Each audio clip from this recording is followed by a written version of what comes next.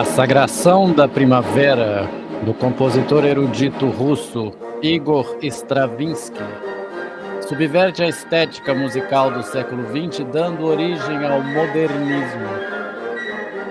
A célebre composição musical deste irreverente artista do século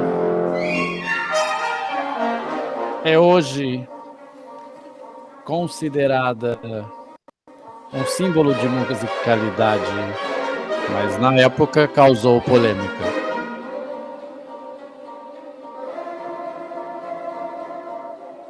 Gostaria só que vocês ouvissem e sentissem um pouco a música, por gentileza.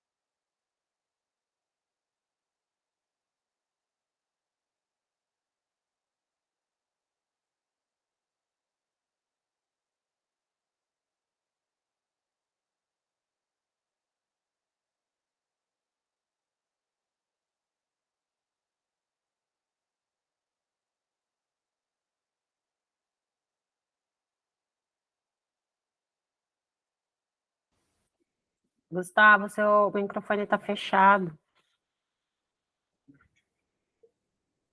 Sim. Pois é. Boa noite. A apresentação fechou meu microfone. Não, ainda não estou louco. Para quem chegou depois, eu vou ler aqui um artigo a respeito dessa peça musical e depois vocês vão entender o motivo da dinâmica. A Sagração da Primavera, do compositor erudito russo Igor Stravinsky, subverte a estética musical do século XX, dando origem ao modernismo.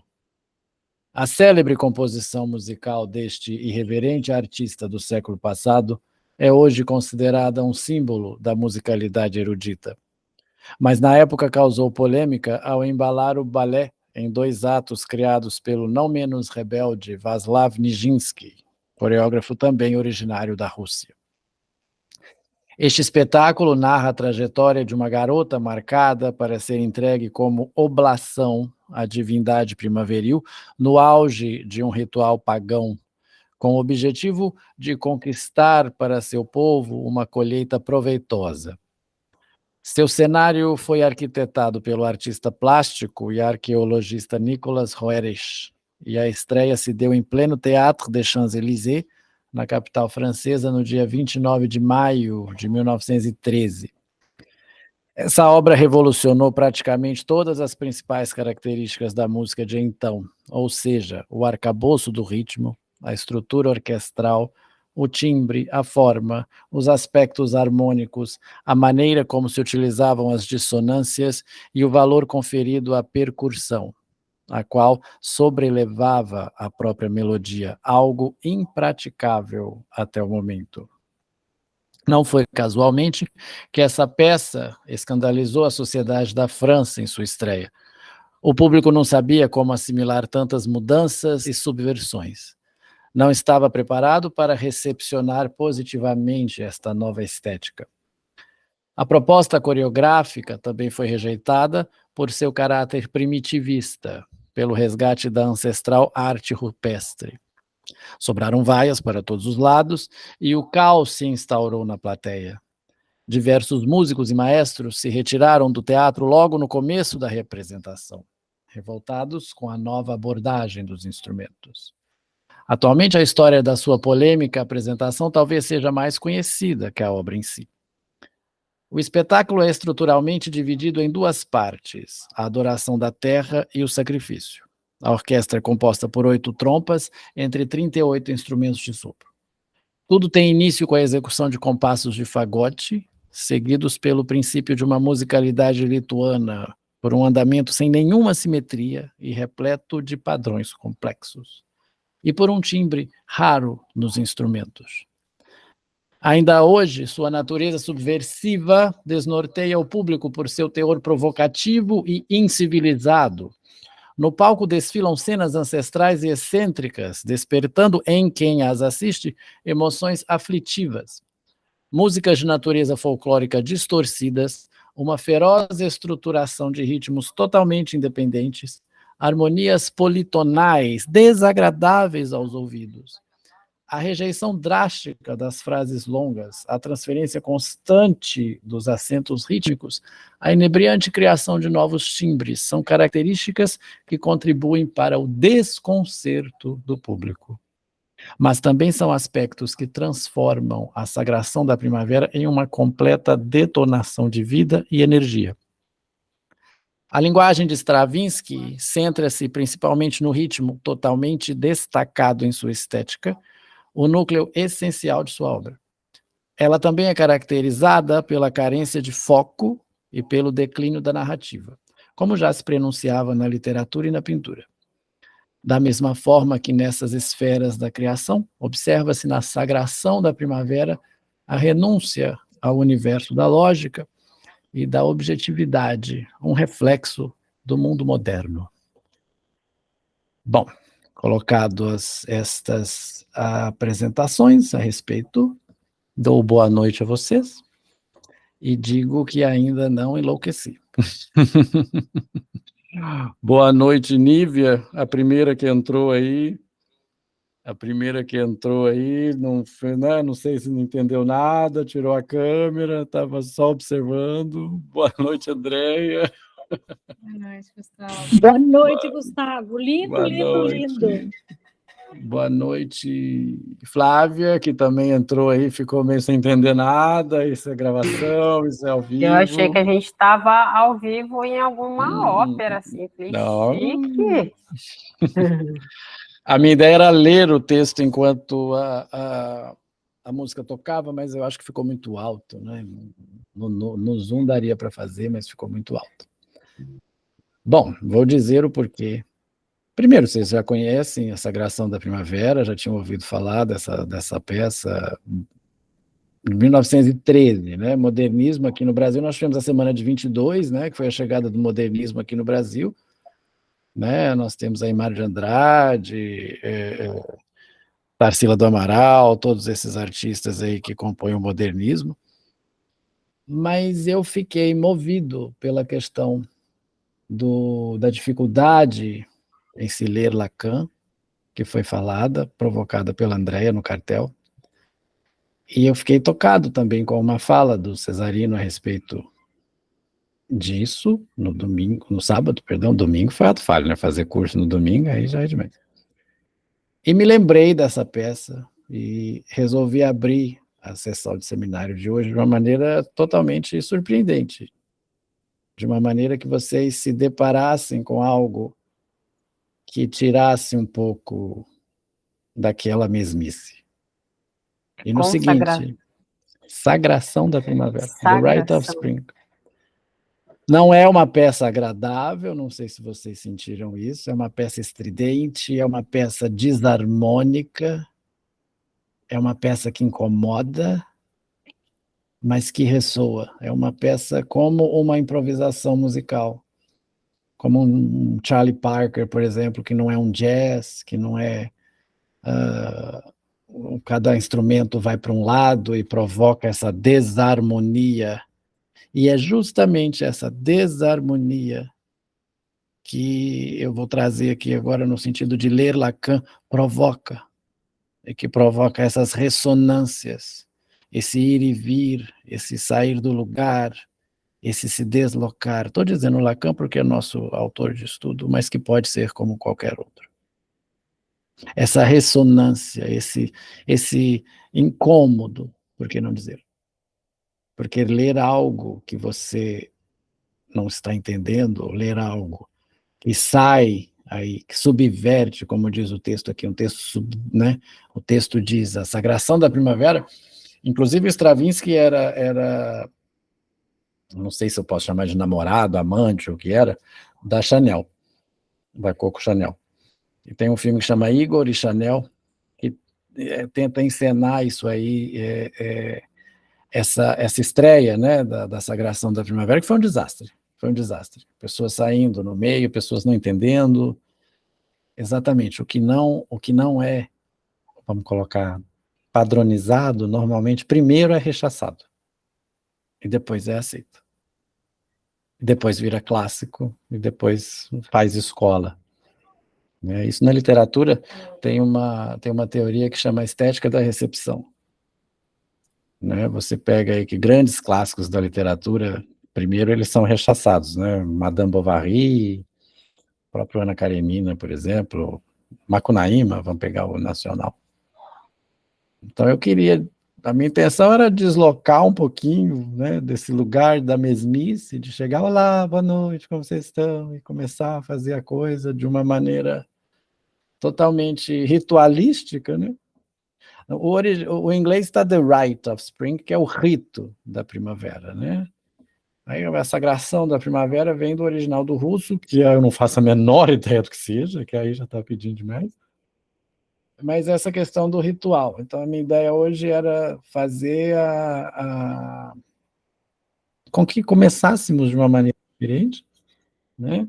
Com que começássemos também, só um minutinho que eu já passo a palavra, começássemos também fazendo ressonâncias ao que já fizemos até aqui. Vocês sabem que o movimento que eu tento imprimir é sempre esse movimento espiralar, circular, né? Um passo para frente, às vezes tem que dar dois para trás, que não adianta a gente andar sem deixar alguma coisa absorver. E ler Lacan é assim. Ler qualquer filósofo é assim. Ainda ontem conversava com uma colega que me perguntou, nossa, é tanta coisa que a gente aprende, tanto curso e tal, será que um dia vai assimilar? Aí eu disse a ela, 1 hora você vai ter um insight, você vai fazer assim, é aquela coisa. Quando isso acontece é tão bom, né? Mas tem que deixar ressonar. Isso está acontecendo muito aqui no seminário, pelo menos da minha parte, né? Então é dessa forma que eu queria abrir o seminário para você. Daqui a pouco eu respondo, Flávio, eu não respondi a página porque, sinceramente, eu não sei. E agora eu passo a palavra, né, para vocês falarem aí o que vocês sentiram com a Sagração da Primavera e com essa introdução atípica. Para o pessoal que está vendo gravado, eu vou dizer uma coisa, eu não sei se o YouTube vai permitir que fique a parte musical do início. Se não, o link está aí, eu posso deixar no grupo, a Flávia já colocou aqui, né? É um balé. A Sagração da Primavera é um balé. Nijinsky é um grande bailarino russo. Andréia e Nívia, eu não vi quem levantou primeiro.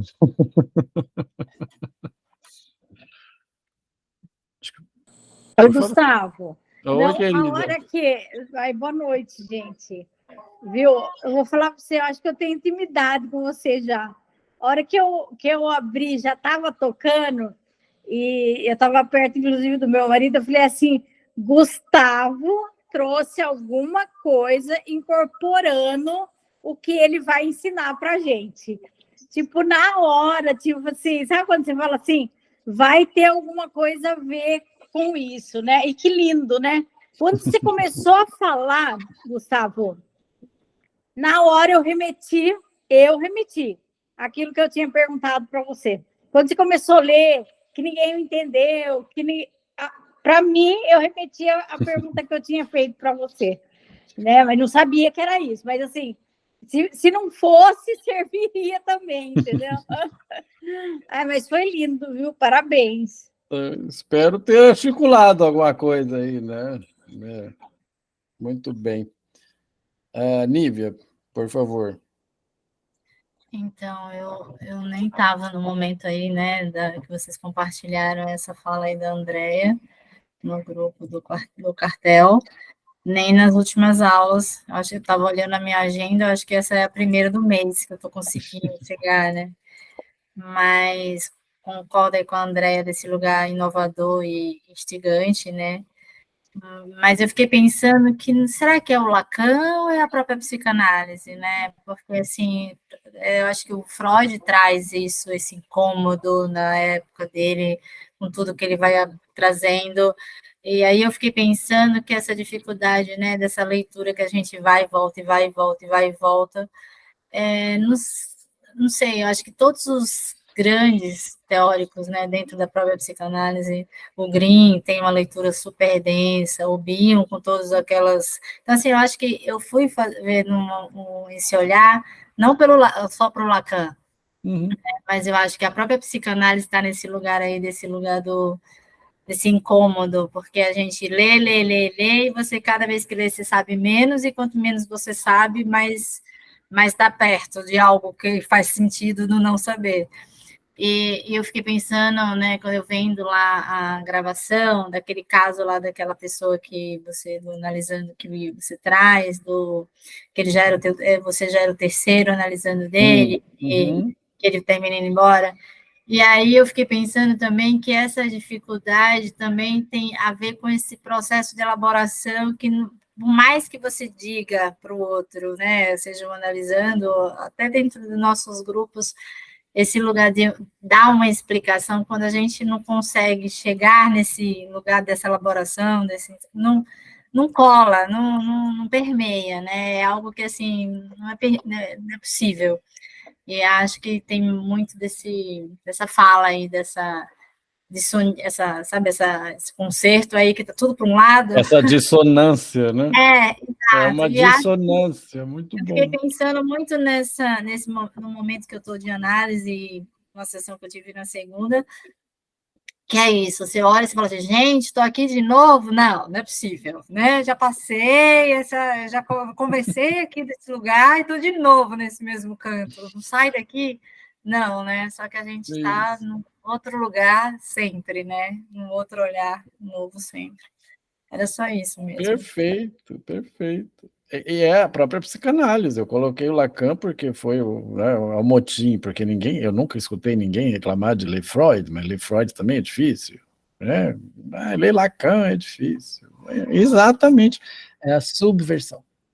É a subversão. Veja que essa música incomoda. Ela tem uns agudos, mas dá vontade de ouvir de novo. Dá vontade de você saber o que é aquilo ali. Né, o que está dissoando, o que está ali fora. Então é isso que a psicanálise faz. Eu vou usar um pleonasmo aqui, mas é proposital. Esse sair fora, né, da mesmice, não, da repetição, do ciclo, que vamos chamar de mesmice, mas E ele assusta, vai, estou aqui de novo, meu sonho. E quando você se pega repetindo, aí você fala assim, bom, eu fiz aquilo ali, e aí fica ressoando como essa música, como um jazz, como um improviso, né? Como o que quer que seja. Eu queria trazer essa discussão. Andréia, só um minutinho, Flávio, vou te passar a palavra. Você me lembrou uma fala do próprio Lacan, que eu li hoje no cartel do Seminário 7, que ele diz o seguinte: pode parecer-lhes muito sem cerimônia essa maneira de proceder, mas não tenho muito tempo com o caminho que nos resta percorrer para deter-me em preocupações de professor. Não é essa a minha função. Até mesmo me desagrada ter de colocar-me em posição de ensinar, pois um psicanalista que fala diante de um público adquire sempre um sentido de propagandista. Então, a gente sempre coloca, quando está transmitindo a psicanálise, a gente não está na posição de professor. Então, não me coloque nela. Vamos colocar na posição de par, que a coisa fica melhor. Quem fala muito isso também é o Cesarino. Não me coloque na posição de professor, gente. É uma diferença, né? A gente transmite a psicanálise, como vocês também podem fazer, como vocês também devem fazer. Flávia, por gentileza. Acho que a dificuldade de ler Lacan é que Lacan leu Freud e só piorou depois. Só piorou depois? Não piorou, mas é que aí tem, né, as pitadas de Lacan, né, assim, o conteúdo dele. Então, só ficou mais coisa, só acho. Essa ressonância é interessante. Hoje a gente estava no cartel lendo aqui o Seminário 7, e esse movimento ele se dá para todo mundo, né? Não é... acho que nem ele quer ser entendido, vamos colocar assim. Então esse movimento é interessante, que vai chegar nesse ponto do insight, né? Que você vai chegar e falar assim, é isso aqui, né? É muito legal. Miriam, muito boa noite. Acho que perdeu aí. Você chegou aí, a dinâmica já tinha acontecido. Eu tive que fazer uma caminhadinha. Muito bom. Problema, e à noite e eu atrasei. Sem problemas. Depois eu passo para você a música. Isso ele fez, gente, porque eu chamei ele de Homem da Cobra, que ele fala mais que o Homem da Cobra. Então, falou lá no curso do Alexandre ontem, que eu falo mais do que o Homem da Cobra. Mas aí eu falei, a Nila concorda, né? Mas eu que falo mesmo isso, né? A fonia estava calando alguma coisa. Mas, enfim. E você, querida? Tudo bem, Nila? Muy buenas noches.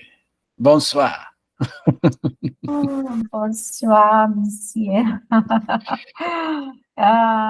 Também gostei, tá? Achei bem Muito legal. bom. A dinâmica foi boa, viu? Você fala, mas a gente gosta de ouvir, tá? Que bom, né? Pelo menos vocês estão aqui, né? Tá igual analisando. Dói, mas ele volta, né?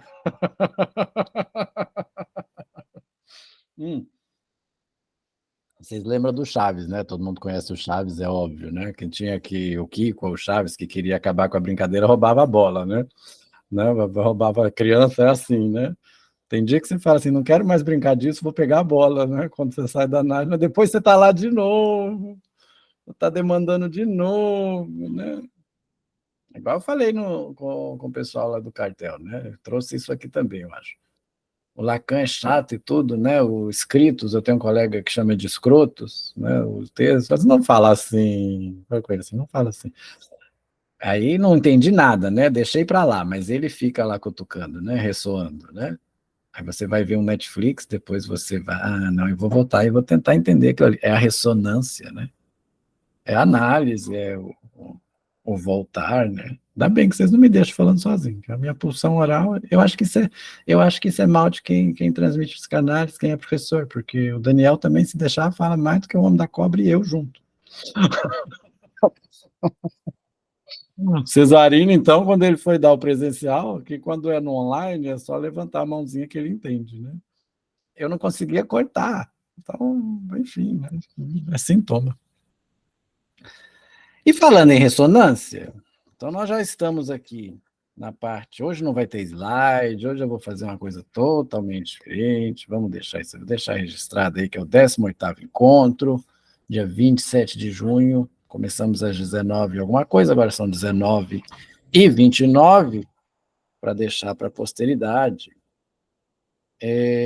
essa leitura também cíclica, né? Esse vai e vem, essa coisa, acontece muito, e aconteceu agora há pouco. Eu peguei o livro, abri o livro aqui para achar a página que estávamos, e voltou lá, ele caiu lá na excomunhão. Deixa eu ver se era na excomunhão.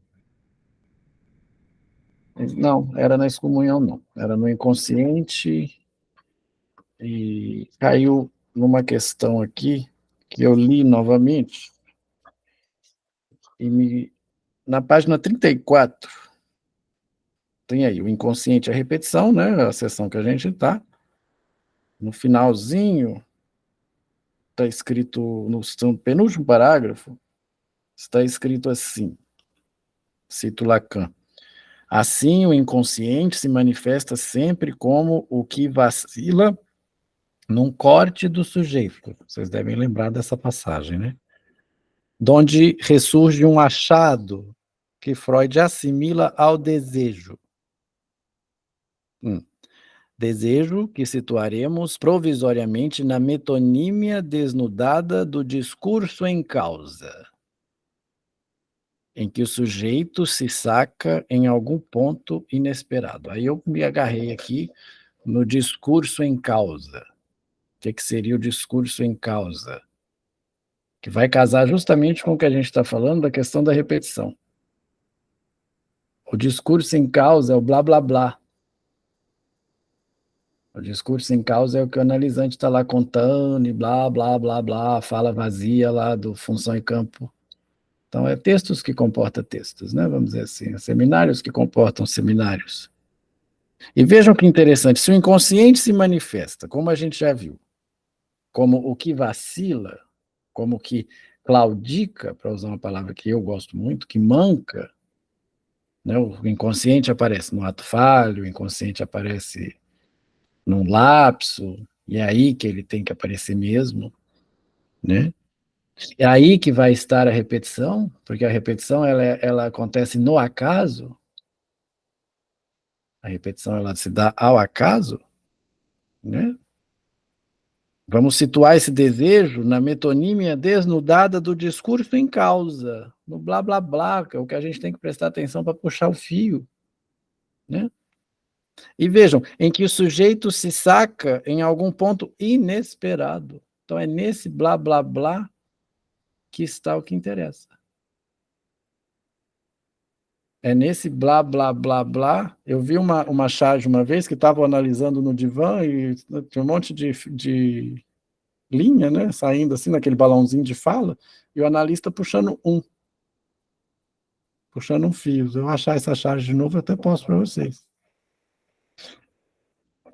O que me remeteu lá para trás, quando ele fala, aí sim, é na questão da excomunhão, na página 19, do mutismo. Ele fala que é a questão do mutismo. A análise consiste justamente em fazê-la falar, de modo que poderíamos dizer que ela se resume, em último termo, na suspensão do mutismo. E foi isso que se chamou, num certo momento, com o nome de análise das resistências. O mutismo é o sintoma. Na suspensão do mutismo. O mutismo é o sintoma, o mutismo recalcado é o sintoma. Isso são interpretações minhas, e confesso a vocês que me ocorreu agora, 5h30, 6 horas, enquanto eu escutava isso e passeava no livro. Isso é interessante, é os insights também. O mutismo, o sintoma é a tique, né? Nesse embate com o real que se dá o sintoma. A face da tique é o sintoma, né? E aí é esse movimento que eu acho interessante. Lacan dizia uma frase, inclusive eu coloquei no meu canal lá um vídeo, que eu gostaria de convidá-los a assistir. Está sem o finalzinho, eu coloquei lá porque tem a legenda em português, do Lacan em Louvain, né, na Universidade de Louvain. Não sei se alguém já viu. Até pus no canal, pus no grupo ali uma indicação, eu tinha ele no canal com legenda em espanhol. Aí eu achei ele com legenda em inglês, eu subi ele com legenda em inglês também para o canal. Ali é uma coisa interessante para se escutar Lacan. Andréia, isso também me remeteu à sua dificuldade, e a gente vai escutar Lacan.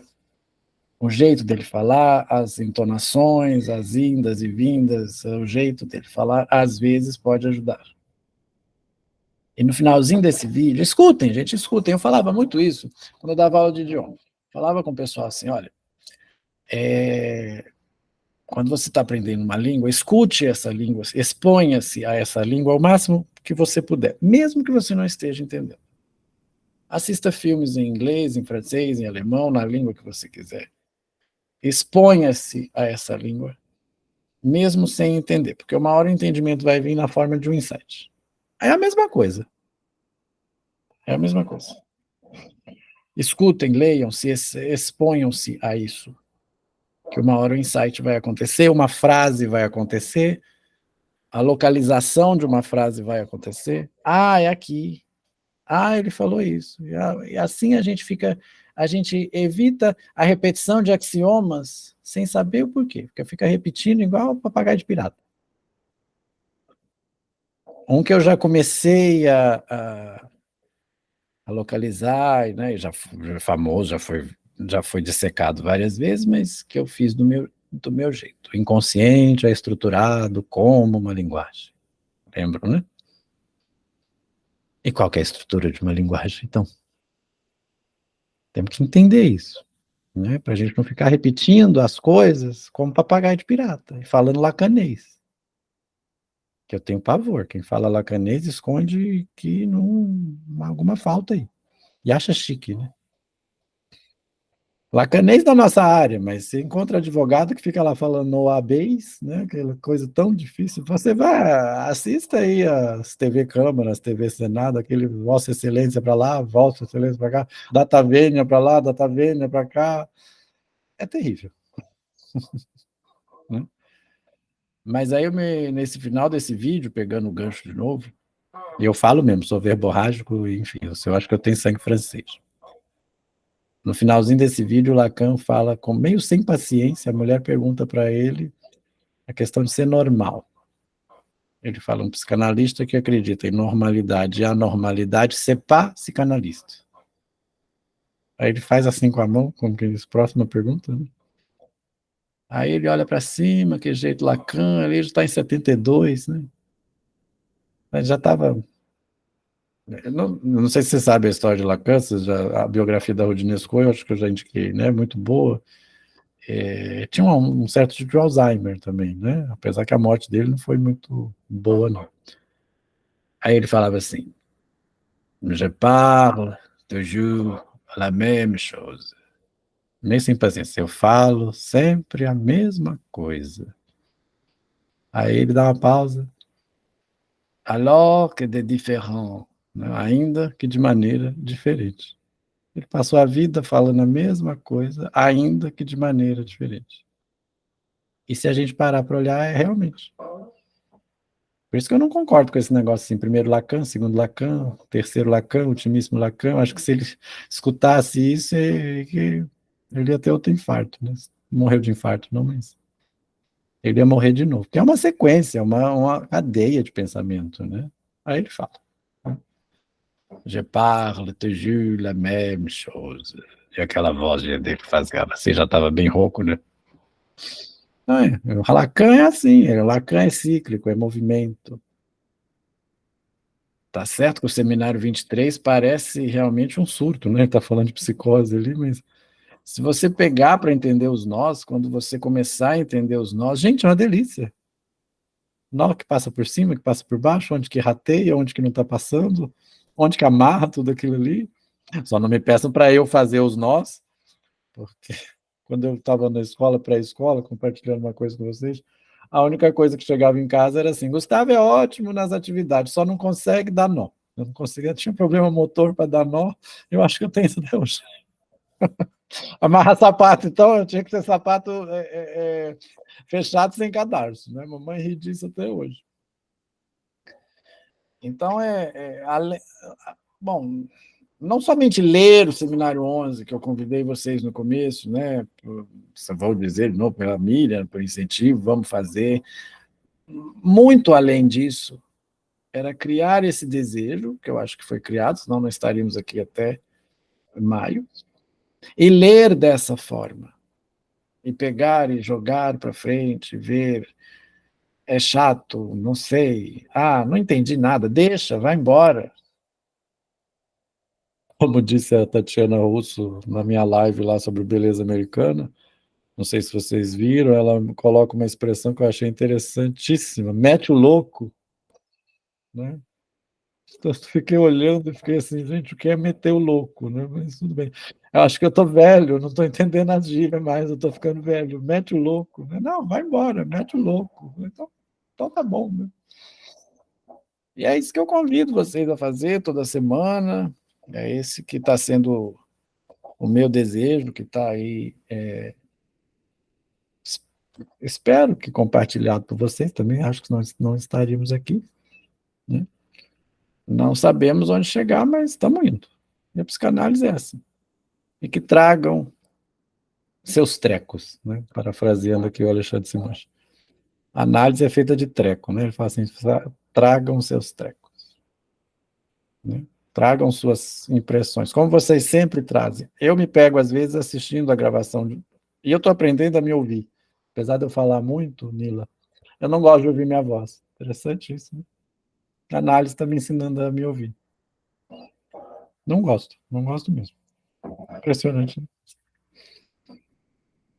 O espelho, né? A gente não gosta de se ver no espelho. Não sei se vocês têm esse sentimento também. Hoje está tendo papo de cozinha. Hoje está parecendo um papo de cozinha. Já passou com vocês? Não gosto de ver foto minha. Já? Esse aqui sou eu. É o estranhamento, né? É o próprio estranhamento, né? O processo. Pode falar. Faz um Pode tempo abrir isso já. Eu já tive isso. Uhum. Mas é normal, né? Totalmente normal, né? Esse estranhamento. Mas se você quer falar mais sobre isso, Gustavo, pode falar. Não, tá. Não. A gente está te ouvindo. Vocês estão achando que eu estou parecendo que eu estou em sessão de análise? Eu estou filosofando.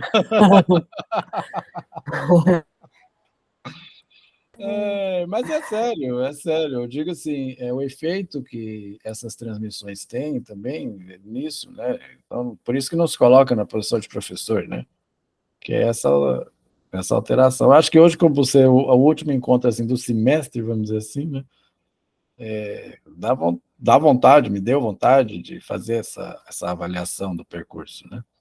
A Tatiana, que vai ver a gravação, entrou depois, teve que sair, mas ficou motivada a voltar. Posso assistir gravado e comentar com você? Eu falei, pode, fica à vontade. A Flávia veio depois. Né? A Nívia, você entrou no começo, né? Você só teve uma questão que eu acho que você estava de férias, né? Não, eu acho que eu só entrei final de fevereiro. Final de fevereiro, né?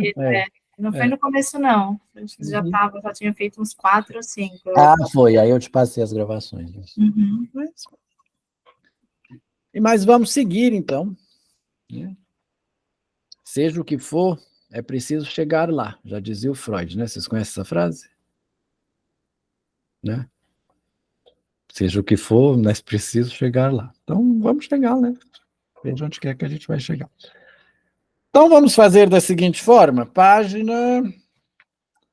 Tiquei automaton. Item 2, página 61. Página 21. Lembrando aí que a gente estava lendo a respeito de um depoimento de Lacan, a respeito do sono. Lembram que ele foi despertado? Se não lembra, a gente lê de novo. Pas de problema. Né? A Andrea está com uma cara pensativa. Né? Eu queria ser aqueles... Eu esqueci o nome agora, aqueles vampiros que lê mente, né? Teve uma época que eu estava viciado em vampiro. Eu gosto muito do Entrevista com o Vampiro da Anne Rice, mas eu assisti aquelas séries lá de adolescente, né? Como é que chamava? Os Vampire Diaries, os Diários do Vampiro. Eu assisti a questão toda, né? Aí, Não, é que, assim, sabe quando tá tudo fluindo tão bem, eu falo assim, nossa, daqui a pouco tem que sair, meu Deus do céu. Sabe quando tá tudo fluindo, você tá entendendo coisa que não acontece normalmente? eu acho que eu queria ter o poder de ler mente para dizer. Tá, eu vou começar de novo, aí a gente vai. Vamos lá, página 61. Eu vou ler direto, que aí vai fazer sentido. Aquela questão do sonho dele lá, vamos lá então.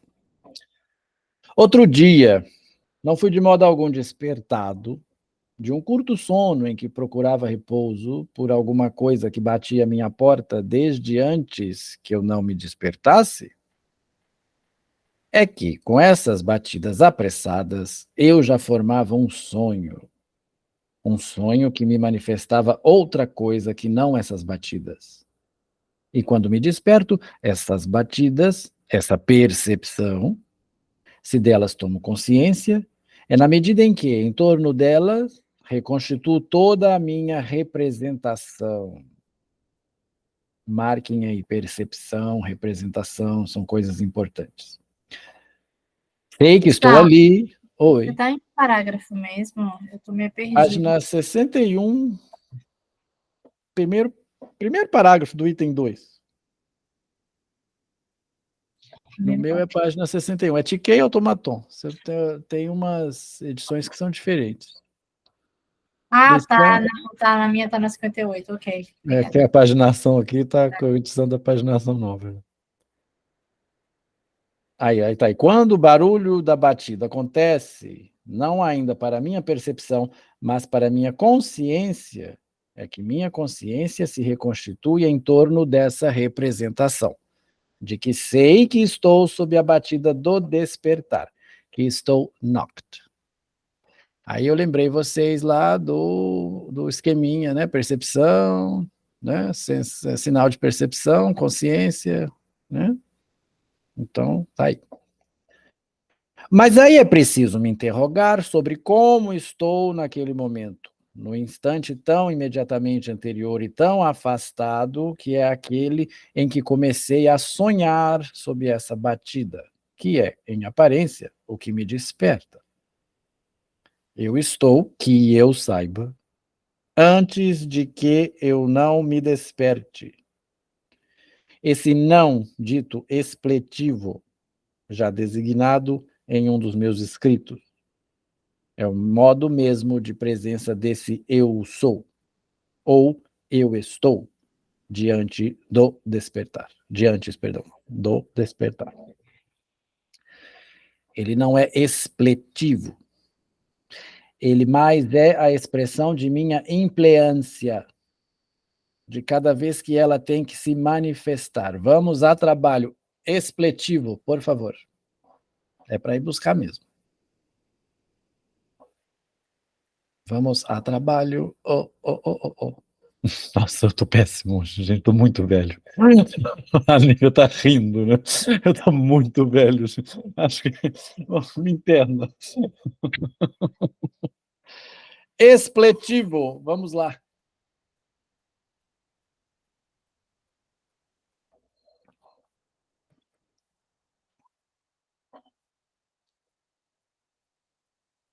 Tic-tac, tic-tac, tic-tac. Esse não dito expletivo. Pode falar, André. Ela estava com a mão levantada, Chico. Ah, não, mas eu achei. Diga, Não então, sei se pode é falar isso, o que né? é expletivo. Vamos Ó, ao trabalho, aqui vamos tá procurar. Tá, ó, o expletivo é um termo utilizado na linguagem para se referir a uma palavra ou expressão que é adicionada a uma frase ou discurso, muitas vezes de forma redundante ou enfática, sem acrescentar significado substancial. Os expletivos podem ser usados para enfatizar uma emoção, como surpresa, raiva, frustração ou prazer. Geralmente, os expletivos são considerados palavrões, palavras vulgares ou obscenidades. Muito bem, exatamente isso. Agora vamos lá.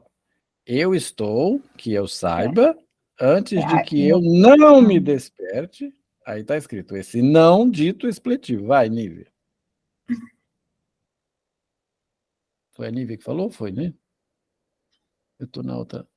Não, era isso mesmo, entendeu? A Ele fala Nívia. que, aí, A no Nívia. caso, que não é desnecessário, né? Uhum, aham. Então, tá vendo? Esse movimento que é da leitura. Perdão, Nila, quando está na outra janela, a sua voz e a da Nívia parecem um pouco. Eu confundi por isso. Né?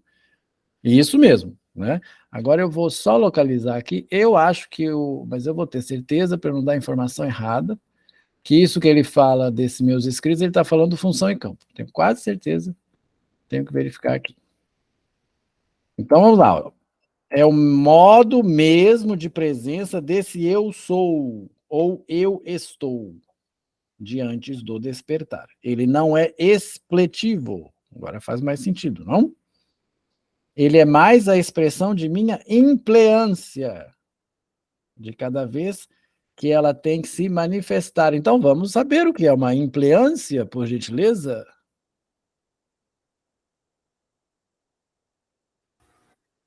Pode ser preconceito, né? Prejuízo, pré-julgamento, prenoção, Uhum. repulsão. Repulsão. Eu coloquei essa aqui também. Repulsão. Muito bem. Muito bem. Ele mais é a expressão da minha repulsão de cada vez que ela tem que se manifestar. Eu estou te fazendo esse exercício justamente que é o exercício para a gente tentar chegar no entendimento. Né? De qualquer coisa que seja que você esteja lendo. Sigamos. A língua francesa, bem o define no ato de seu emprego. Aurez-vous fini avant qu'il ne vienne? O que me importa é que você tenha acabado. Queira Deus que ele não chegue antes. Passerez-vous avant qu'il vienne? Pois, então, quando ele chegar, você não estará mais lá.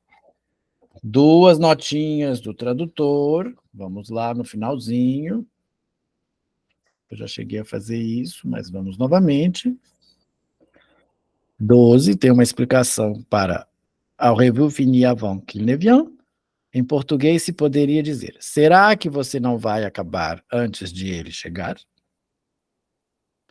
Passerez-vous avant qu'il vienne? Será que você passa antes de ele chegar? Ele quem? O despertar? Do que ele está falando aqui? Vamos nos questionar. O que vocês acham? Gustavo, Hum? se ele está falando de sonho, a gente não podia pensar que quando ele fala que quando ele chegar você não estará mais lá, nesse lugar assim do sentido, sabe? Assim, que quando você desperta já não é mais aquilo, já não tá mais, você não está mais lá, né? Então o desejo já é outro, já mudou tudo. Né? Então, eu acho que quando ele chegar nesse sentido de dar um sentido, sabe? Não sei, eu fui por aí.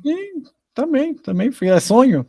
Você vai acordar, não vai estar lá mais, né? Não está mais, né? Já é outro lugar, né? Você já vai olhar de um outro lugar, né? E mais para frente ele vai citar um outro sonho, então pensei nisso também. Vamos em trabalho, vamos trabalhando. Ele fala lá em cima que está knocked, né? Que aí ele faz uma brincadeira com knocked, quando você está muito cansado, e o knock da batida, né? Do despertar, né? É confuso, mas é possível, Não. O difícil é possível, senão chamaria impossível. Né? Continuemos. Vejam para o que eu os dirijo. Para a simetria dessa estrutura que me faz, depois da batida do despertar, só poder me sustentar em aparência numa relação para com minha representação, a qual, em aparência, faz de mim apenas consciência. Depois da batida do despertar, só poder me sustentar em aparência Está dormindo? Não está dormindo? Está desperto? Não está desperto? Está meio termo? Em aparência, numa relação para com minha representação. O que ele está na representação dele para esse ato? A qual? E aí ele repete, em aparência, né, faz de mim apenas consciência. Reflexo, de algum modo involuntivo, em minha consciência, é apenas minha representação que eu reapreendo. Representação. Isso me lembra o projeto Representantes, Representativos. Vamos lá, vamos seguir. Será que é só isso? Freud nos disse bastante que precisava, ele jamais o fez, retomar a função da consciência. Freud jamais falou de consciência, né? É só de inconsciência. Talvez vejamos melhor do que se trata apreendendo o que é que motiva o surgimento da realidade representada. A saber, o fenômeno, a distância, a ânsia mesma que constitui o despertar. Muito boas ligações da nível. Estamos falando de sonho, despertar, Noque, né? Há um pouquinho de linguagem poética aí também, né? Há que fazer essa volta. Aí vai da forma que eu escuto, eu não sei, né? A realidade representada, né? Toda realidade ela pode ser representada numa realidade psíquica, né? Não sei, é uma forma que eu escutei isso aqui. O que motiva o surgimento da realidade representada, né? Quem levantou a mão? Flávia, por favor.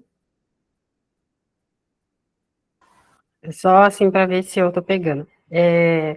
Desde o começo aqui, ele vai falar dessas batidas na hora que ele está no soninho dele, mas aí o que essa batida vai fazer sentido quando a gente está dormindo e começa a querer despertar e tem um barulho, é isso? E Sim. aí ele começa a fazer parte daquele sonho que a gente está tendo e a gente não entende, aí ele acorda meio assim, fala, tô aqui, não tô ali. Sim. É sobre isso. Sim. Exatamente, aí vai fazer a questão do pai não ver. Vou dar o spoiler, não sei se vocês já leram, mas é porque eu já falei esse sonho aqui. Pai, não vês que estou queimando. Né? Estou até com ele aqui, se precisar, a gente lê de novo, que é tão pequenininho. É o que está aí no próximo, né? Para acentuá-lo, já falei. Retomemos aquele sonho, feito por inteiro também, sobre o ruído que dei tempo a todos vocês de reencontrar na ciência dos sonhos. Eu acho interessante chamar de ciência dos sonhos, enfim. Lembrem-se daquele pai infeliz que foi no quarto vizinho ao que seu filho morto repousava, repousar um pouco, deixando o filho à guarda, nos diz o texto, de um velhote, de um outro velho, e que é atingido, despertado por algo que é o quê? Não apenas a realidade, o shocking, o knocking, aí fazendo analogia à batida que o despertou, de um ruído feito para tornar a chamá-lo ao real, né? A realidade aqui no ponto, né? Fora do sonho. Mas aquilo traduz, precisamente no seu sonho, a quase identidade do que se passa. A realidade mesma de uma vela tombada e que vai pegar fogo na cama em que seu filho repousa. Eu estou com um sonho aqui, vocês querem que leia ou não precisa? É porque não precisa não, vocês lembram, né? Pai, não vê que estou queimando? Né? Aí está uma coisa que parece pouco adequada para confirmar a tese de Freud na Traumdeutung, que o sonho é a realização de um desejo. Vemos surgir aqui, quase que pela primeira vez na Traumdeutung, uma função do sonho que é aparentemente secundária. O sonho aqui não satisfaz a precisão de prolongar o sono. Vamos lá nos trabalhos paralelos, quintas com Freud, estamos tratando dos sonhos, e já nas conferências ele fala da função do sonho. Logo no começo, quais são as funções do sonho? Né? Perguntinha, então, vamos lá. Quem lembra qual é a função do sonho? Vamos ver quem leu a interpretação dos sonhos. Qual que é a função principal do sonho? Eu não li, mas eu lembro mais ou menos, o que você tem guardado, né? O seu recalque, o que você gostaria de colocar para fora. Não, a função do sonho, não o que o sonho significa. Qual que é a tá. função do sonho? É justamente essa que ele está falando aqui, prolongar o sono. Pura e simplesmente. Pura e simplesmente. A função Mas se eu sonhar, eu vou acordar, tipo, eu não vou acordar? Depois eu lembrar do sonho? Mas, Vamos lá, debate. ô, Gustavo, mas não é aquela Também coisa... é ele, né? Pode falar. Estou ouvindo. Viu? Tem os restos diurnos também, né? Aí é o que forma o sonho. São os restos diurnos, né? É o que forma. Qual que é a função do sonho? É justamente essa. Então, sim, não é a realização do desejo? Peraí que está confuso. Realização de desejo, não é? Isso. Todo sonho é a realização de um desejo. Vocês estão falando características do sonho, trabalho do sonho. A função dele é justamente prolongar o sono. Mas a gente não fica sonhando o tempo inteiro. Aí é o que Lacan está colocando aqui. Se, está pondo um se. Se a função do sonho é prolongar o sono, é só essa a função do sonho, segundo Freud. Está lá na interpretação dos sonhos. A gente sonha para prolongar o sono. Por isso que, vamos dar um exemplo, vou pegar um exemplo. Sonhos de necessidade. Quando você sonha que você está precisando ir ao banheiro, vamos colocar aqui a necessidade mais comum que acontece à noite, principalmente no inverno, quando a gente transpira menos, por exemplo. A mim me dá muita vontade de ir no banheiro quando eu estou bem quentinho debaixo da coberta, e aí dá uma preguiça de ir lá no banheiro. Você sonha com o quê? Você sonha que você está satisfazendo aquela necessidade. Quem nunca? Eu vejo as cabeças assim, estão concordando comigo. A função do sonho é saciar aquela necessidade para quê? Para prolongar o sono, para que você não desperte. Aí são sonhos de esse tipo de realização de desejo. Você está com sede, você sonha que você está bebendo água, para você não ter que acordar, ir lá beber água e matar a sede. E a criança, ela acaba fazendo xixi na cama porque ela ainda não está treinada para isso. Exatamente. Exatamente. É esse exemplo que ele dá, dos sonhos de necessidade. Falar alguma coisa, Nívia? Não, só que, assim, eu fiquei instigada com essa questão de prolongar o sono, entendeu? O sono pode ter, ele prolonga o sono, mas, assim, eu não consigo entender o sonho com essa função. Mas mas é. Aí vocês estavam citando o que seriam materiais do sonho, que são restos diurnos, censura, deslocamento, e isso aí é trabalho, o que faz o sonho, mas a função dele é essa, prolongar o sono e o descanso, vamos dizer assim, mas a mente não desliga, né? Nível, eu concordo com você. Né? A função aí, nós vamos ter outras coisas. Todo sonho é a realização de um desejo até o capítulo 2. O capítulo 2 veio em 1920 no Além do Possível Prazer. Que ele viu que não era bem assim. E aí eu acho que é o que vai dizer aqui também, né? Mas é instigante mesmo, Nívia, eu concordo. Mas ficou claro? Sim. E a Flávia traz muito bem, principalmente na fase, né? Principalmente na fase anal, né? Onde a criança não está, né, treinada, vamos colocar assim, adestrada para usar o pinico, faz na cama, porque sonhou que estava fazendo xixi. Verdade. Então, já realizou, né? Desejo de fazer Já. xixi. Já realizou e continuou dormindo. O sonho, então, cumpriu sua função. Né? É muito legal isso, gente. Eu gosto. Vocês tendo esses insights, assim, é muito interessante. A gente vai associando uma coisa com a outra, né? Então, vamos lá. Vamos voltar aqui para o Lacan. Se a função do sonho é prolongar o sono, se o sonho, afinal de contas, pode se aproximar tanto da realidade que o provoca, né? Vamos pegar outro exemplo aqui, o fazer xixi. Uhum. Não podemos dizer que, a essa realidade, ele poderia ter respondido sem sair do sono? Fazer xixi na cama? Realizou, não realizou a necessidade, o sonho de necessidade? Mas não acordou. Existem as atividades sonambúlicas, afinal de contas. Eu já fui sonâmbulo. Quando eu era criança, eu era sonâmbulo. Olha aí, Flávia, conte-me mais sobre isso, né? Eu era sonâmbulo. Era muito engraçado, eu era sonâmbulo. Eu sentava na beirada da cama da minha mãe e conversava. E o que é interessante, eu não sei se vocês conhecem alguém que fala dormindo. Não fala nada com nada, não fala nada com nada. Não precisa preocupar, não, com o inconsciente, não deixa o trem sair, não. Então, isso é muito importante. Não acha que a gente vai tirar segredo de quem sleep talk, não, porque não vai, não. Aí é o poder antigamente chamava-se de subconsciente, né? Subconsciente é o pré-consciente, mas enfim. Então vamos lá. A questão que se coloca e que, de resto, todas as indicações precedentes de Freud nos permitem produzir agora é outra pergunta. Vamos sustentar as perguntas de Lacan. A fidelidade ao autor não está em dar respostas, mas em sustentar suas perguntas. O que é que desperta?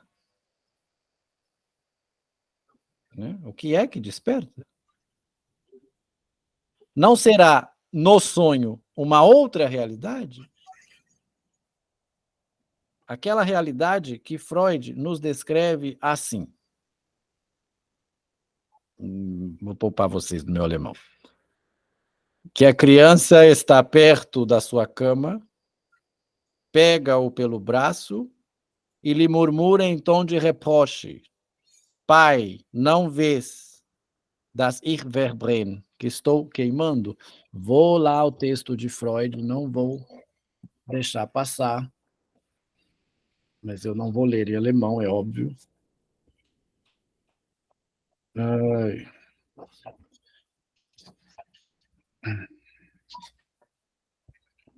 O meu livro está parecendo que foi para a Bahia, ó, cheio de fitinha do Senhor do Bonfim, olha, gente. Tem uma aqui, tem outra aqui, só para não escrever no livro. Lerei, perdão, lerei novamente. Eu já fiz isso, mas farei novamente. Diz Freud: entre os sonhos que me foram relatados por outras pessoas, há um que agora solicita a nossa atenção. Ele me foi contado por um paciente que o ouviu numa conferência sobre os sonhos. Sua fonte original ainda me é desconhecida. Seu conteúdo impressionou aquela senhora, pois ela não deixou de sonhá-lo pessoalmente, está vendo? Resto de uno, impressão, ela sonhou. Ela sonhou com o sonho. Isso é, de repetir elementos dele em seu próprio sonho, para, por meio dessa transferência, expressar uma concordância em determinado ponto. As condições preliminares desse sonho modelo são as seguintes. Um pai passou dias e noites à cabeceira do filho doente. Depois que a criança morre, ele vai para um quarto vizinho a fim de descansar, mas deixa a porta aberta para poder ver o aposento onde jaz o corpo do filho, cercado de velas altas. Um homem idoso, aí o Lacan faz o apontamento aqui, outro velho, né?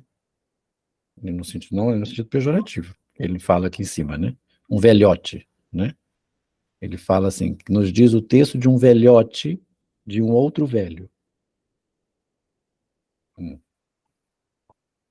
Foi encarregado da vigília e está sentado junto ao corpo, murmurando as orações. Após algumas horas de sono, o pai sonha que o filho está em pé ao lado de sua cama, e aí é o que está aí, que o Lacan está citando, que a criança está perto de sua cama.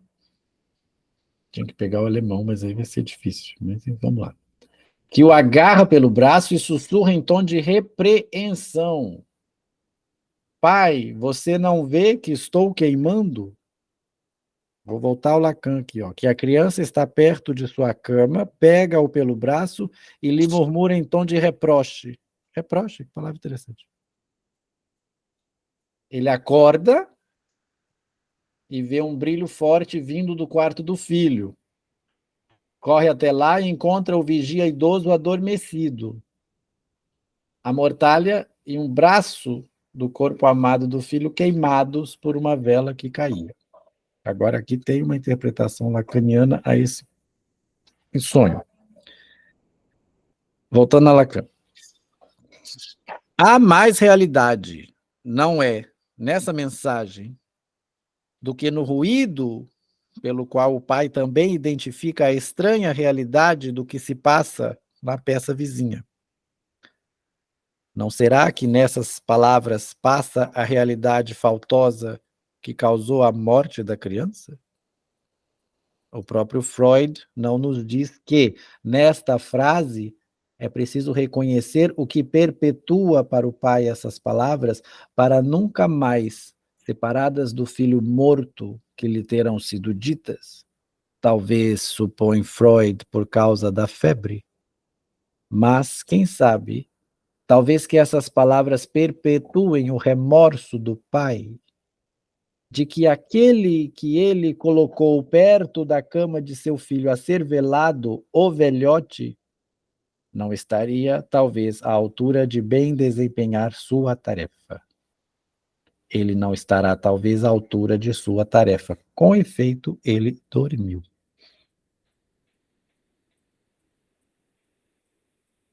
Esta frase, dita a propósito da febre, não será que ela lhes evoca aquilo que, num dos meus últimos discursos, chamei a causa da febre? Vamos ler aí, vamos escutar de outra forma, né? Febre, olha o significante febre aí, ó. Queima. Não ver que estou queimando? O que ecoa esse queimar aí, né? A ação, por mais pressurosa que ela seja, conforme toda verossimilhança, de acudir ao que se passa na peça vizinha, não é ela talvez também sentida como de todo modo agora tarde demais em relação ao de que se trata, a realidade psíquica que se manifesta na frase pronunciada? Realidade psíquica a destacar. O sonho prosseguido não é ele, essencialmente, se assim posso dizer, a homenagem à realidade faltosa, a realidade que não pode mais se dar a não ser repetindo-se infinitamente, no infinitamente jamais atingido despertar? Que encontro pode haver daí por diante com esse ser inerte para sempre, mesmo a ser devorado pelas chamas, senão aquele que se passa justamente no momento em que a chama, por acidente, como por acaso, vem se juntar a ele? Onde está ela, a realidade, nesse acidente? Senão que algo se repete, mais fatal, em suma, por meio da realidade, de uma realidade em que aquele que estava encarregado de velar junto ao corpo ainda permanece dormindo, mesmo, aliás, quando o pai acode depois de ter acordado. Assim, e marquem isso, o encontro sempre faltoso, o encontro com o real é sempre faltoso. Tá vendo? Lacan já repetiu, já disse isso. Se deu entre o sonho e o despertar. Entre aquele que dorme ainda e cujo sonho não conheceremos, e aquele que só sonhou para não despertar. Esta aí tá até com uma marcação aqui. Se Freud, maravilhado, vê aqui confirmada a teoria do desejo, isso é mesmo sinal de que o sonho não é apenas uma fantasia preenchendo uma aspiração. Pois não é que, no sonho, se sustente que o filho vive ainda. Mas o filho morto, pegando seu pai pelo braço, visão atroz, designa um mais além que se faz ouvir no sonho. O desejo aí se presentifica pela perda imagada, ao ponto mais cruel do objeto. É no sonho somente que se pode dar esse encontro verdadeiramente único. Só um rito, um ato sempre repetido,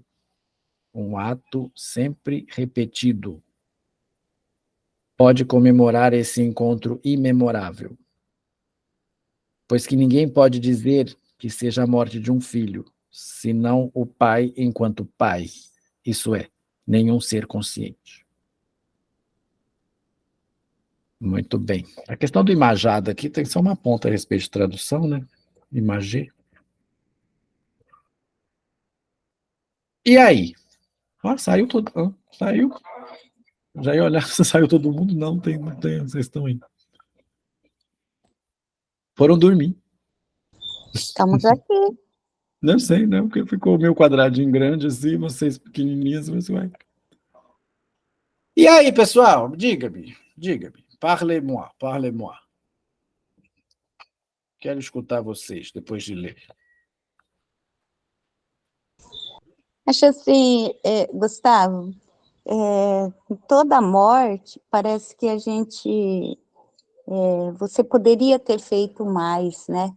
Principalmente quando é um filho, né? Quem é mãe acha que sempre, e não é só na morte, eu acho que todo dia da vida da gente, a gente acha que a gente deveria fazer mais. Então, quando alguém perde um filho, então, né, igual o caso desse, né, que você está lendo, eu acho que você poderia ter feito mais, você poderia ter evitado tal coisa, você poderia ter levado no médico melhor, você deveria ser melhor cada dia, né? Sempre essa consciência pesada, mas eu acho que não é consciência pesada, é o pequeno poder que a gente tem, né? É o de menos-valia. Eu acho que a gente quer ser mais, sempre mais, mas só que tem circunstâncias que não tem o que fazer. Acontece, chega, é a hora e pronto, ponto. E aí, por isso vem o luto depois, né? Em que a gente entra no parafuso todo. E você falando do sonho, quando eu fiquei internada, né? Aconteceu algo assim muito estranho, né? Vamos ver se vocês vão interpretar meu sonho aqui. Deixa eu até abrir a câmera aqui.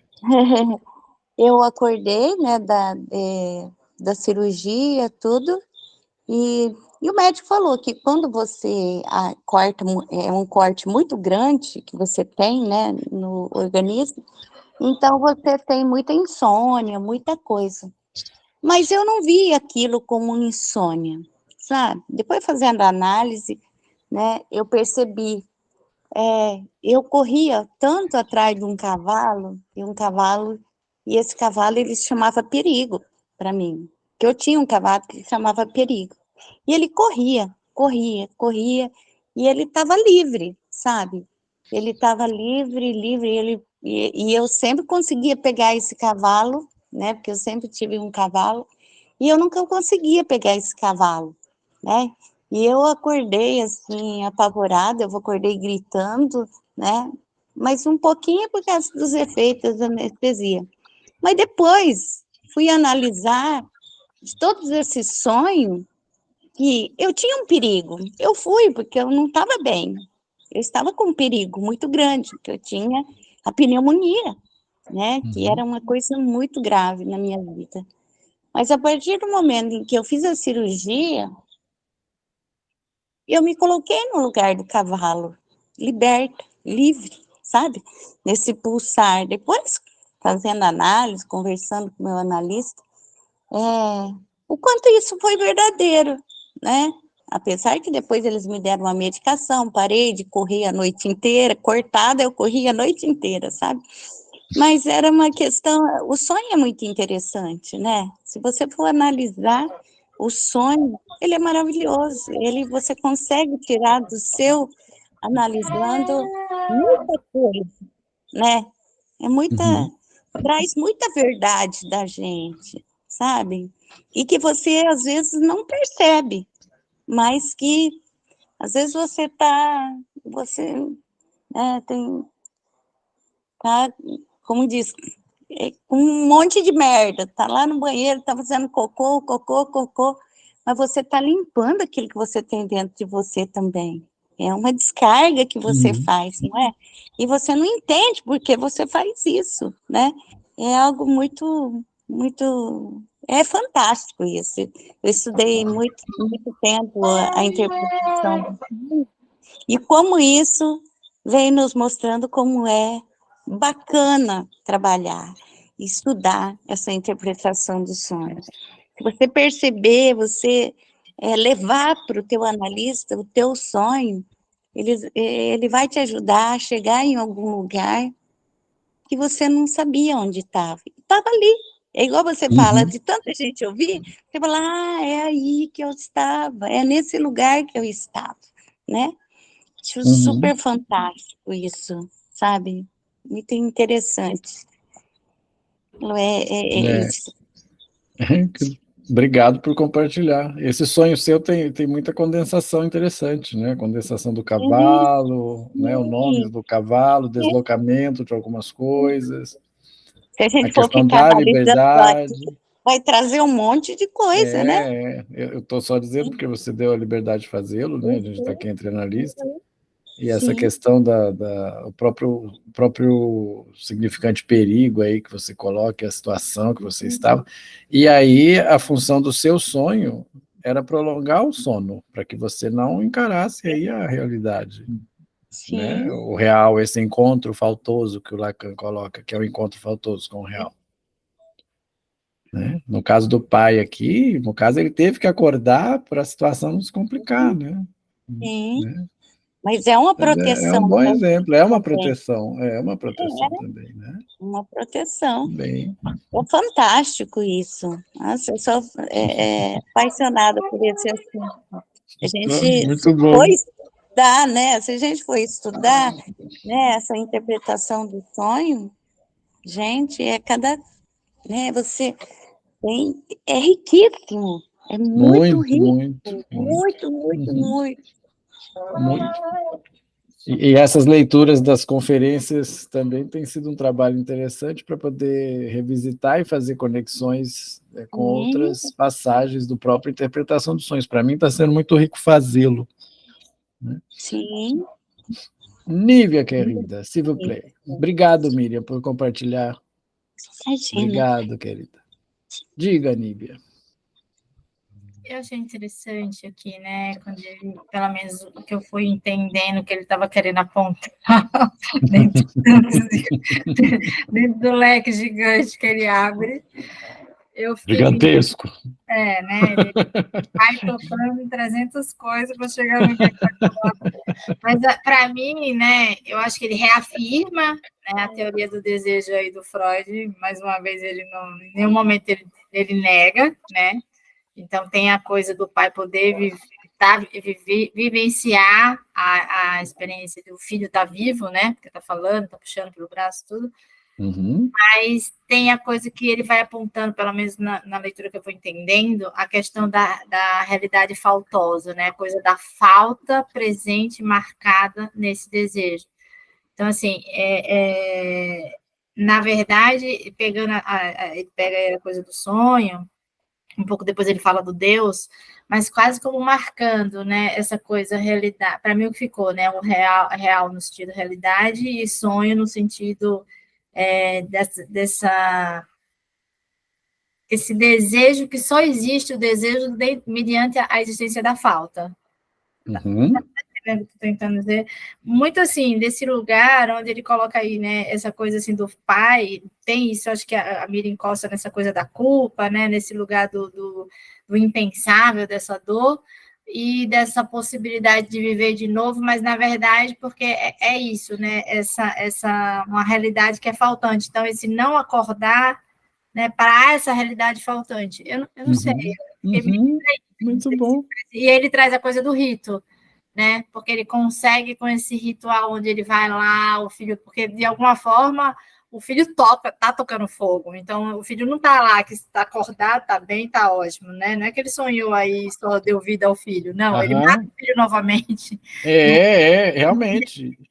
Então, ele é quase como um rito de passagem, onde ele faz esse processo, onde ele encosta, traz ele para a vida, e depois ele consegue matá-lo novamente, né, para poder ter esse despertar, né? Exato. E uma coisa que me chama a atenção é a questão, pegando isso que você falou, Miriam, da culpa, ele que devia estar velando o filho, então ele coloca um outro para velar o filho e o outro dorme. Então aí que ele uma responsabilidade que seria dele, quem tem que velar o filho seria ele. Então, essa chama atenção aí da condensação, né? Da condensação, No caso, ela traz, né, os elementos aí, o cavalo, o nome, né? Então, a mesma coisa a gente pode pensar em relação ao pai, né? Porque, assim... eu acho que aí afirma a culpa dele, né? Então, de algum lugar, essa relação também com essa criança, o adoecer dessa criança, por que adoeceu, como o Freud não traz nada disso, né? Ele traz o sonho lá e vai trazendo, apontando para a teoria do desejo. Do desejo, Então, tem vários elementos aí que a gente não consegue ter o controle total da situação, total, mas ele aponta também para isso, né? Mas o que eu vou entendendo, o que ele está tentando falar é dessa questão dessa realidade faltosa colada aí nesse desejo. Se apresentando no sonho, né? Como essa possibilidade de negar a falta, né? Negar a falta. E me chama a atenção o clamor do filho. Pai, não vês que estou queimando? Não vês que estou queimando? Já queimei de febre, né? Ele fala que é a questão da febre, né? Quer falar alguma coisa, Flávio? Não? Eu vou pegar só um outro ponto aqui que o Freud fala no Interpretação dos Sonhos, mais ou menos o que o Lacan disse aqui, mas eu vou pegar um parágrafo. Depois vocês leiam lá, está no início do capítulo 7, o famoso capítulo 7, que quem não leu é obrigação. Até pensei em sugerir, mas o problema está sendo tempo para isso. Mais para frente a gente podia fazer um encontro, assim, uma coisa para focar no capítulo 7, que é riquíssimo, né? Aí ele fala, cito Freud aqui, não pode haver dúvida quanto à peculiaridade que atrai nosso interesse nesse brevíssimo sonho. Até agora nos preocupamos, sobretudo, com o sentido oculto dos sonhos, de que modo encontrá-lo e os meios de que o trabalho do sonho se serve para ocultá-lo. Pegando aí o gancho, né, do sonho da Miriam, né, que o sonho quer ocultar alguma coisa. As tarefas da interpretação dos sonhos têm ocupado o centro de nossa visão. E agora deparamos com esse sonho que não constitui um desafio para a interpretação, cujo sentido é dado abertamente. E percebemos que ele preserva todas as características essenciais que diferenciam claramente um sonho de nosso pensamento desperto, e, portanto, geram a necessidade de explicá-lo. E somente após deixar de lado tudo que diz respeito ao trabalho de interpretação, podemos notar como ficou incompleta a nossa psicologia dos sonhos. Então, você veja, o Freud é cientista, vamos dizer assim, né? Teórico, trabalhando na sua teoria. E essa questão do pai aqui, é pequenininho esse capítulo, né? Questão. Aí ele fala, se o pai tivesse acordado primeiro e depois tirado a conclusão que o levou até o quarto vizinho, ele teria como que abreviado a vida da criança por esse momento. No próprio sonho, né? Que quer ter o filho vivo, né? Isso que vocês estão dizendo. Mais acima ele fala assim, no sonho o menino que está morto age como uma pessoa viva. Então ele próprio avisa o pai, num clamor. Né? Vai até a sua cama, puxa pelo braço, como provavelmente fez naquela lembrança da qual o sonho tomou a primeira parte da fala da criança. Da febre, a gente não sabe, né? Pai, não vês que estou queimando? Pode ser, estou queimando de febre, estou doente. Ao significante queimando aí, né? Muito interessante. Pela realização desse desejo, o pai prolongou o sono por um momento. A questão do prolongamento do sono aqui. O sonho teve a preferência sobre a reflexão em estado de vigília por um certo tempo, porque mostrou ao pai a criança viva, a realização do desejo. Se o pai tivesse acordado primeiro, aí é outra frase, só ali em cima. Então é isso mesmo, é o que desperta, né? Ele traz depois aí no parágrafo de baixo coisa de Deus. Vamos ler aqui. Esse lugar onde Vou você voltar nega, mas para você negar, você tem que ter aquilo de referência, né? Coincidência que a lição do Seminário 7 que estávamos estudando hoje é a lição Deus está morto, a morte de Deus, né? Aí no começo a gente está assim, será que ele vai puxar para Zaratustra lá, para o Nietzsche, etc, etc. Mas logicamente é uma referência a isso, né? Que Deus está morto, né? Né? A proclamação, né? Então vamos lá, vamos continuar que tem mais coisa aqui. Né? É bom, é assim mesmo, é assim que faz, eu gosto, enfim, empolgo-me. Né? Vamos voltar aqui, página na minha 64. Tudo bem, Flávia? Tá aí quietinha? Tá tudo bem, tranquilo? Positivo e operante? Tá, não, é que vocês estavam falando, né? Eu estava lembrando de uma analisante que eu estava lembrando do sonho dela, mas aí uma outra hora a gente comenta, senão vai muito longe. Tá bom, tudo bem. Vamos seguir. Pois a verdadeira fórmula do ateísmo não é que Deus está morto. É porque lá no Seminário 7 ele dá que Deus está morto é a fórmula do ateísmo. Aí ele começa a questionar a questão do que é realmente ser ateu. Né? Mas isso é outro, como diz a Flávia, isso é para um outro momento, só para situar, né? Que ele já tinha dito isso. Eu falo muito que tem uma frase, né? Ateu, graças a Deus, né? Então não é. Né? Sou ateu, eu já escutei muito isso, sou ateu, mas não é, né? Vou voltar aqui. Pois a verdadeira fórmula do ateísmo não é que Deus está morto, mesmo fundando a origem da função do pai em seu assassínio. Freud protege o pai. Totem tabu. A verdadeira fórmula do ateísmo é que Deus é inconsciente. Gente, vou chegar na igreja domingo falando, Deus é inconsciente, né? Eles vão jogar pedra em mim. Né? Brincadeira, né? Blasfêmia, não. Sou católico.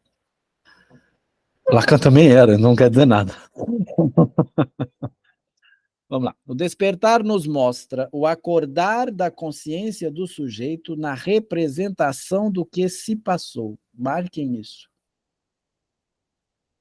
A gente está falando do que é o despertar, né? Representação. Aí nós vamos voltar lá no Vorstellung representante da ideia, lá no projeto, significante, significado. Estava tudo lá no projeto. O Freud só não conhecia a linguística, porque a linguística não existia. Existia, a linguística existia. Não foi Saussure que fundou a linguística, Saussure fundou a linguística moderna e a função de significante e significado. A linguística existe desde da Grécia. Né? Que curso mas não tinha essa... Não tinha essa... linguística? Oi? Qual curso você vai dar de linguística? Na SPO. Eu vou dar um seminário no segundo semestre. Linguisterie, Lacan com Saussure. Até ficou bonitinho o nome, eu, modéstia à parte, gostei. Aí tem que entrar no seminário para fazer parte, ou só você vai fazer seu? Não, pela SPO, igual os percursos de leitura que eu faço. Depois eu posso passar a informação para vocês. Né? É muito legal. Eu sou apaixonada por linguística. Então vamos junto. A minha outra área, minha área de formação principal é letras com ênfase em linguística. Você também. Então, você sabe muito bem essa questão que a gente coloca assim, o Saussure, a linguística surgiu com Saussure. Não, assim, a linguística como ciência, tá, gente? Eu preciso esclarecer as coisas. Antes, nós tivemos grandes e importantes linguistas, a árvore dos idiomas, etc., etc. A preocupação do homem em descobrir a linguagem é mais antiga do que a gente pode imaginar. Mas o meu ponto é o seguinte, o Freud tem lá as questões, vai até aparecer aqui embaixo, já bati o olho aqui, eu vi. Vorstellung representante da ideia. Aí tem um representante da representação, representante da ideia, significante. Representante da representação, significado. A gente pode seguir nessa linha, vamos chegar na mesma conclusão. O inconsciente é estruturado como uma linguagem. Freud já sabia disso, só não colocou nesses termos. Né? Mas seguindo aqui. O deplorável acidente da realidade, ao qual não se pode fazer mais do que acorrer. Mas o que era então esse acidente? Quando todo mundo dorme, ao mesmo tempo aquele que quis repousar um pouco, aquele que não pôde manter a vigília, e aquele de quem, sem dúvida, diante de seu leito, alguém bem intencionado poderia dizer: parece até que está dormindo. Quando dele só sabemos uma coisa, que nesse mundo inteiramente sonolento, apenas sua voz se fez ouvir. E aí vem o clamor que eu acho muito forte. Pai, não vês? Estou queimando. Essa frase, ela própria é uma tocha. Ela sozinha põe fogo onde cai. E não vemos o que queima. Pois a chama nos cega sobre o fato de que o fogo pega no Anderlecht, no Andertragen, no real. É mesmo isso que nos leva a reconhecer, nessa frase do sonho destacada do pai em seu sofrimento, o avesso do que será quando ele acordar, sua consciência. E a nos perguntarmos o que é correlativo no sonho da representação. Representação. Esta questão é tanto mais contundente quanto aqui, o sonho, nós o vemos verdadeiramente como o avesso da representação. É a imagética do sonho. É oportunidade para nós de sublinhar o que Freud, quando fala do inconsciente, designa como que o determina essencialmente. O Vorstellung representant. Vorstellung representant, representante da ideia. O que quer dizer? Não o representante representativo, como se traduz monotonamente, Lacan fazendo as críticas dele, mas o lugar tenente da representação. Veremos sua função no que segue. Vou pegar ganchos aí para vocês irem buscar também. Né, questão de Vorstellung representante da ideia. Eu já trouxe alguns apontamentos sobre isso quando eu falei daquela aula de linguística, que depois viria a ser significante e significado. E aí tem os representantes representativos, que são significantes.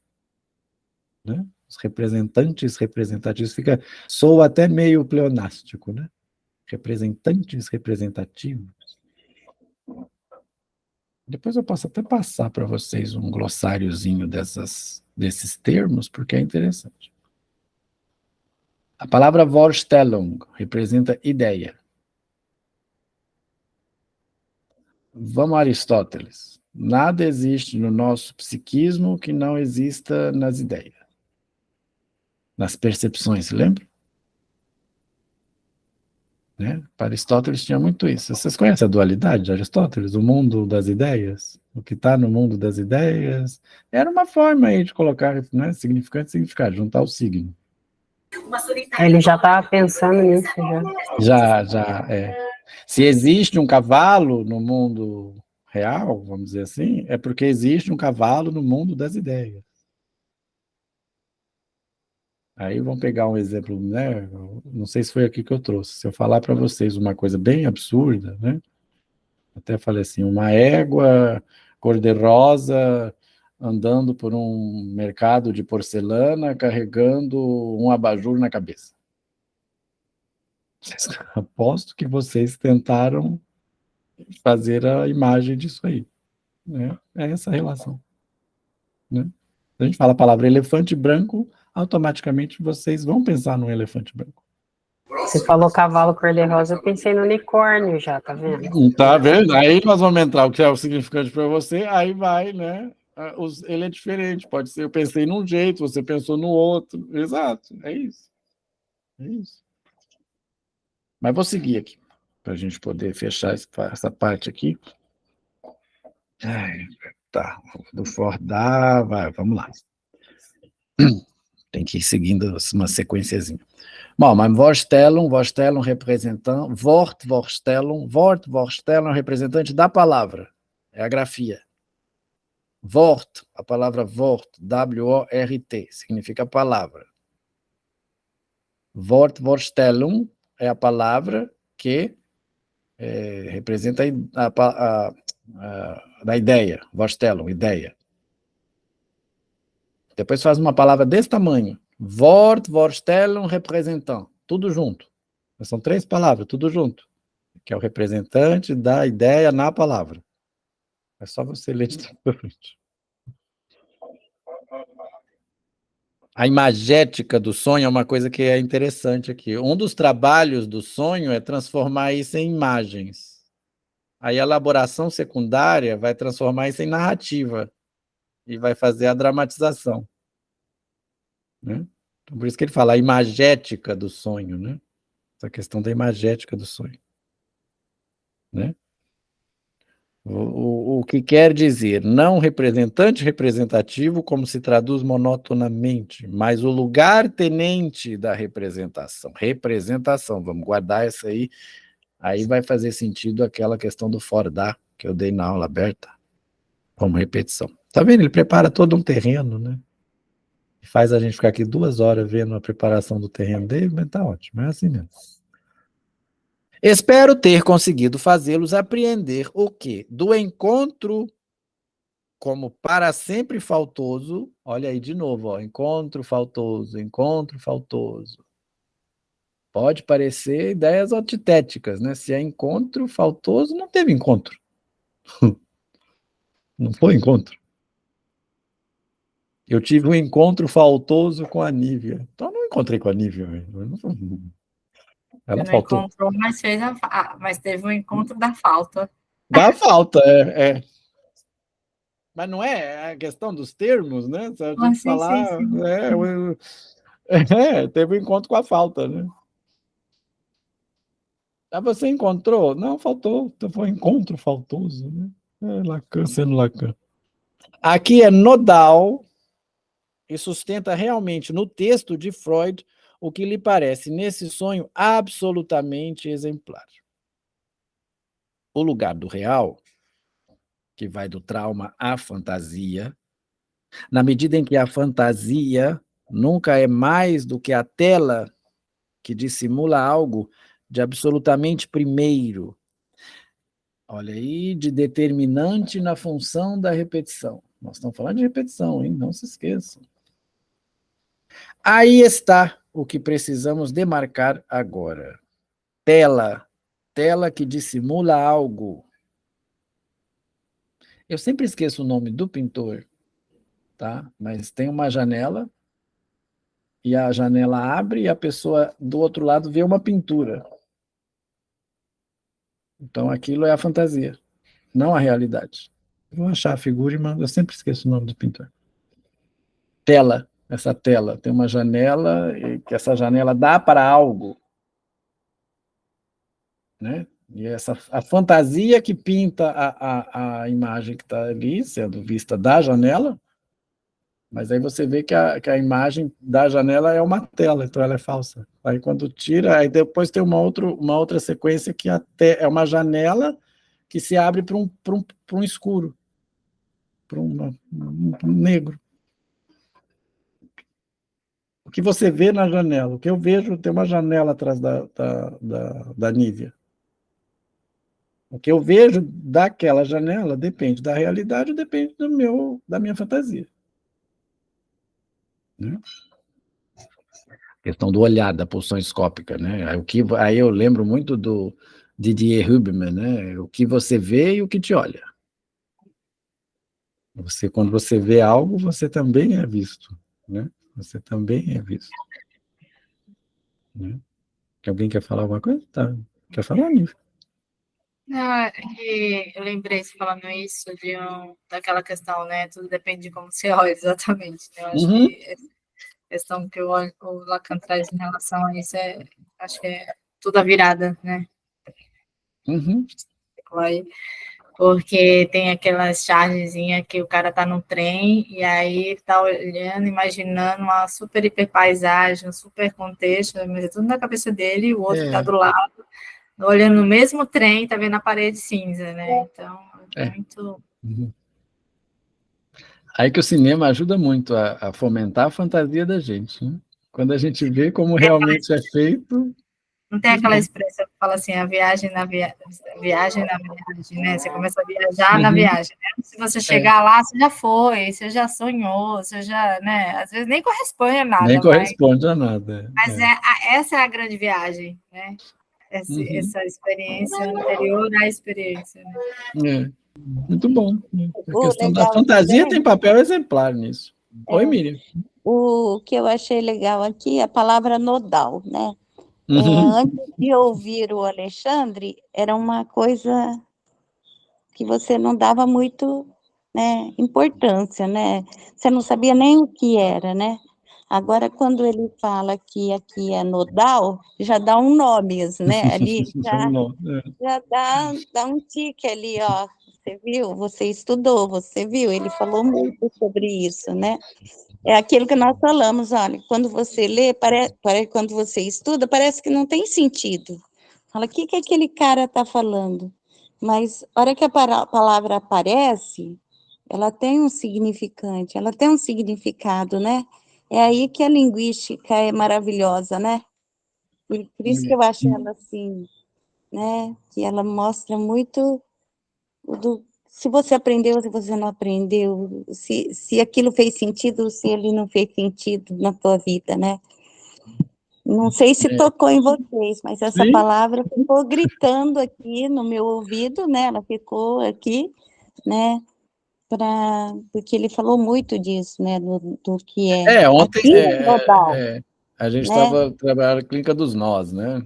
Que é a coisa do Borromeu, né? Do Borromeu, O nodal, ele toma um outro sentido ali, né? E eu consigo escutar o Alexandre falando nodal, né? Fazendo nodal. Sim. Muito bem. Então, aqui é nodal, ou seja, aqui é essencial, usando um outro termo que ele usa muito, é um ponto nevrálgico. Muito bem, tá vendo? É exatamente isso. Tem uma coisa que eu marquei aqui discretamente, porque gosto muito. Vamos lá. Vou voltar ao início do parágrafo. O lugar do real, que vai do trauma à fantasia, na medida em que a fantasia nunca é mais do que a tela que dissimula algo de absolutamente primeiro, dissimula, de determinante na função da repetição, aí está o que precisamos demarcar agora. Aí está, de resto, o que, para nós, explica ao mesmo tempo a ambiguidade da função do despertar e da função do real nesse despertar. Então, ele vai terminar o raciocínio dele. O real pode ser representado pelo acidente. Acidente. O real se dá a repetição se dá no acaso, lembra? A repetição se dá no acaso. O real pode ser representado pelo acidente, pelo barulhinho, a pouca realidade que testemunha que não estamos sonhando. Mas, por outro lado, essa realidade não é pouca, pois o que nos desperta é a outra realidade, escondida por trás da falta do que tem lugar de representação. Escondida por trás da falta do que tem lugar de representação. A falta de significante. Né?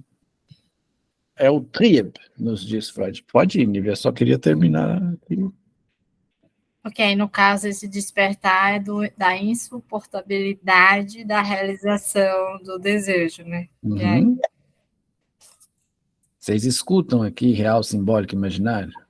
Ainda não tínhamos a clínica nodal, ainda não tínhamos os nós aqui, mas real, simbólico, imaginário é desde lá de 52. Os meus 3 ele vai chamar. Aí ele dá essa volta ao mundo e chega na pulsão, gente. Aham, veja como é tudo interligado, não dá para separar, nós vamos ter a pulsão.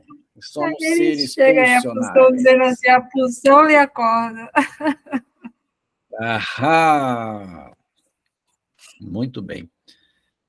Não me lembro agora onde estava lendo, eu acho que era no seminário do RSI. Era. Vocês já viram a segunda tópica de Freud, um desenho que ele faz, que é um saco?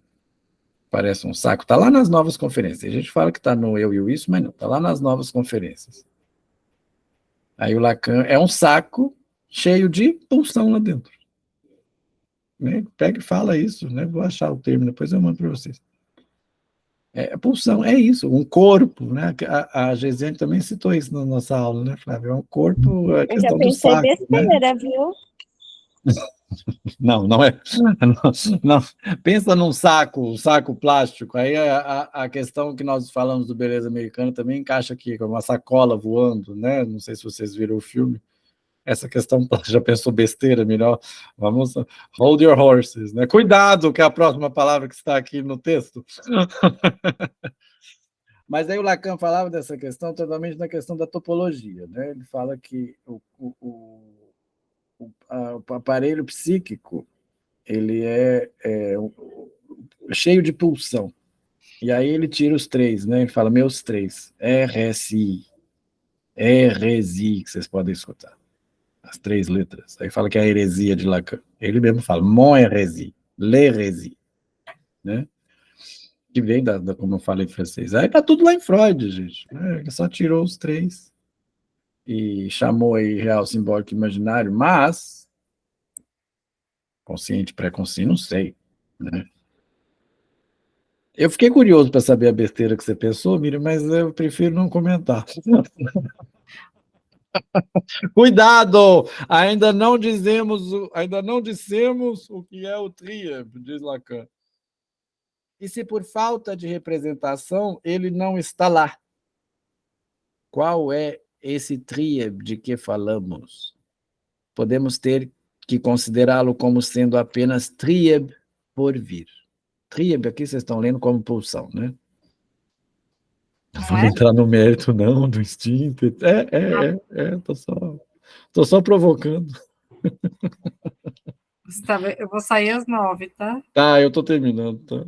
O despertar, só para terminar essa questão do despertar, como não ver que ele tem duplo sentido. Tudo tem duplo sentido nessa psicanálise, caramba. Nada é o que parece ser. Que o despertar, que nos restitui a uma realidade constituída e representada, tem duplo emprego? Tem. Nós já chegamos a essa conclusão. O real é, para além do sonho que temos que procurá-lo, no que o sonho revestiu, olha que legal, envelopou, nos escondeu por trás da falta de representação, da qual lá só existe um lugar tenente. Lá está o real que comanda, mais do que qualquer outra coisa, nossas atividades. E é a psicanálise o que o designa para nós. Caramba! Dorme com esse barulho e não desperte. Não desperta. Eu comecei a aula de uma maneira diferente, podia fazer o corte aqui agora. Né? Falar que tá, tchau. Começamos com Stravinsky, que é o real que incomoda também, tinha a ver com isso, né, que eu falava no começo, que é o sem sentido, padecendo, né? E gostei muito desta leitura de hoje. Produzimos bastante. Eu fico em transe, né? Eu fico empolgado. Depois que termina, eu fico numa agitação, que é uma coisa louca. Né? É um gozo aí, com certeza. Muito bom. Muito bom. Terminou. Querem perguntar alguma coisa, falar alguma coisa? Para mim foi muito proveitoso. prestei bastante atenção, tá? Não falei tanto, É sempre mas bom. bastante atenção. Obrigada, viu, Por gente? nada, minha querida. Aí Eu vou depois sair. nós vamos entrar no Fordar, no terceiro, que vai ter tudo a ver com isso aqui. Tá Sim, bom? sim. Grande abraço para vocês e uma Obrigado, ótima Flávia. semana. Para vocês também. Boa noite. Tá joia. Tchau, tchau, minhas queridas. Tchau, Beijo tchau. do Magro. Tchau. Uou. Tchau, tchau, Até tchau. mais. Até mais.